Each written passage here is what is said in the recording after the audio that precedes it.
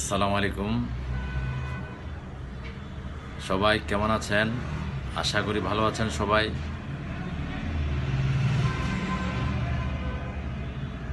আজকে আমি আমাদের সবার প্রিয় তামিম ইকবালের অসুস্থতা নিয়ে কিছু আলোচনা করব। তার চিকিৎসা কিভাবে হয়েছে সেগুলো আপনাদের সাথে শেয়ার করব। আমাদের বাংলাদেশের বুম বুম তামিম ইকবাল গত 26শে মার্চ ঢাকা প্রিমিয়ার লিগের খেলা শুরুর আগে হঠাৎ দুবার হার্ট অ্যাটাক হয়। তাকে দ্রুত নিকটস্থ হাসপাতালে নেওয়া হলে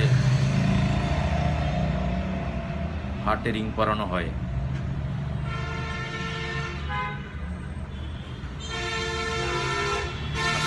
আসলে ভাই একটু চিন্তা করে দেখেছেন,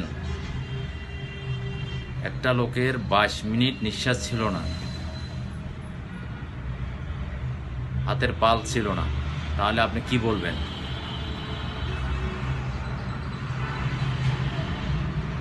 এবং তার আত্মীয় স্বজনের কাছে খবর গিয়েছিল সে মারা গেছে, কিন্তু রাখে আল্লাহ মারেকে, এই কথাটা আবারও প্রমাণ হলো।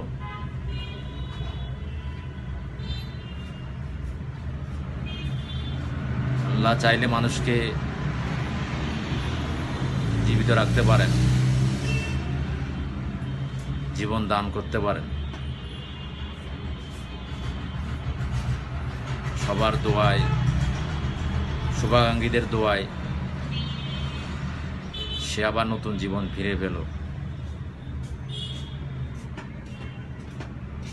আসলে আজকের আলোচনা করার উদ্দেশ্য হচ্ছে আমাদের দেশের চিকিৎসা ব্যবস্থাকে নিয়ে, চিকিৎসা ব্যবস্থার উপর একটু আলোচনা করা। সাভারের যে হাসপাতালটাতে তামিম ইকবালের রিং পরানো হয়, এটা কিন্তু কোনো নামি দামি হাসপাতাল নয়, কিন্তু সফলতার সাথে রিংটা পরানো হয়েছে উন্নত বিশ্বের মতো। এখন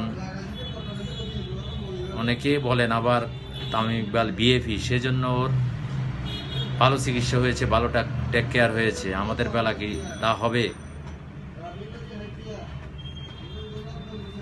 আমি বলবো আমরাও আশা রাখি আমাদের বেলাও আমরা যদি কেউ অসুস্থ হই, আমরাও তামিম ইকবালের মতো চিকিৎসা সেবা পাবো হাসপাতালে।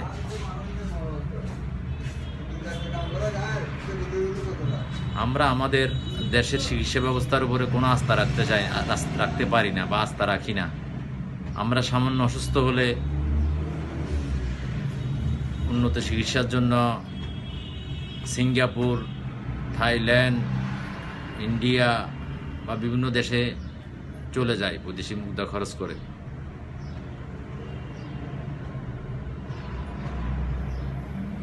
আসলে যেটা একদম সঠিক না।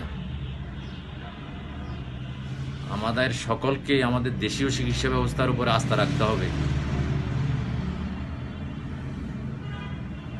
আমাদের দেশে উন্নত চিকিৎসা সম্ভব, সেটা আবারও প্রমাণ হয়েছে তামিমের ক্ষেত্রে।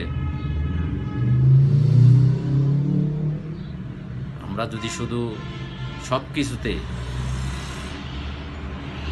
বিদেশের উপর নির্ভরশীল হয়ে যাই, তাহলে তো দেশ এগিয়ে যাবে না। দেশীয় চিকিৎসা, শিক্ষা, প্রযুক্তি, এগুলোর প্রতিও আমাদের আস্থা রাখতে হবে।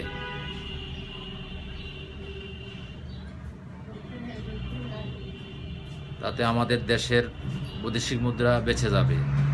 বৈদেশিক মুদ্রা বেঁচে যাওয়া মানে আমাদের দেশের অর্থনৈতিক শক্তিশালী হওয়া।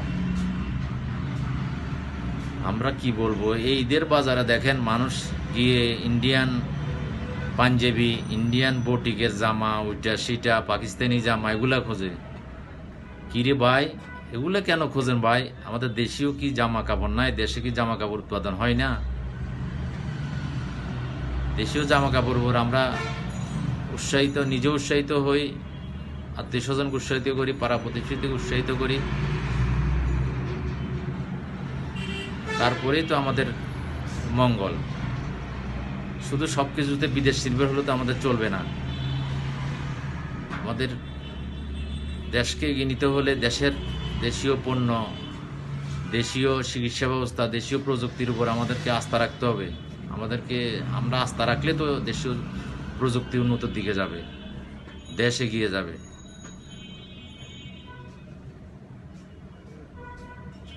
আরেকটা বিষয় না বললে নয়, আমরা আশা করব ভাই সবাই আমি এবং আমরা সবাই দেশীয় পণ্য কিনবো, দেশে চিকিৎসা সেবা নিব, দেশকে ভালোবাসবো, দেশ এগিয়ে যাবে। এটাই তো আমাদের সার্থকতা।